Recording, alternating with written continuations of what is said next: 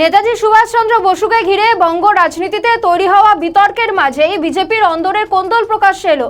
ফুলিয়ার একটি সামাজিক কর্মসূচিতে নাম না করে দলেরই রাজ্যসভার সাংসদ অনন্ত মহারাজকে সমাজের সব থেকে বড় কুলাঙ্গার বলে তীব্র আক্রমণ করলেন হরিণঘাটার বিজেপি বিধায়ক অসীম সরকার। অনুষ্ঠানে বক্তব্য রাখতে গিয়ে অসীম সরকার কিছু বিধায়ক এবং সাংসদদের শিক্ষাগত যোগ্যতা নিয়ে প্রশ্ন তুলেছেন। কি বলেছেন শোনাবো। সম্পর্কে যে কটূক্তিগুলো করেছে যে ভদ্রলোক, আমি তার বিরুদ্ধেই বলেছি, আপনারা দেখে নিন।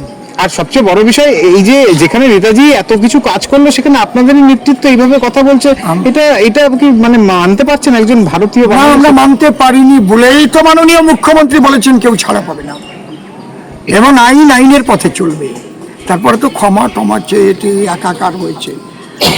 কোথাও বলেছেন ক্ষমা চাইলেই ক্ষমা, আইন যেটা বলবে সেটা হবে।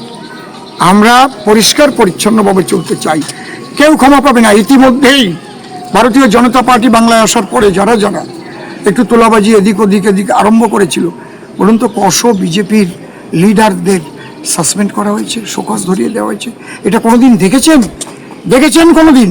এর আগে কেউকে ক্ষমা করা হচ্ছে না। কিন্তু এমন কথাও বলেছেন ও 10-20টা 25টা এমএলএ আমরা বরখাস্ত করে দিল, তাতে কিছু এসে যায় না। আমরা বাংলাকে সোনার বাংলা করবো, দুর্নীতিমুক্ত বাংলা করবো। আচ্ছা, একটা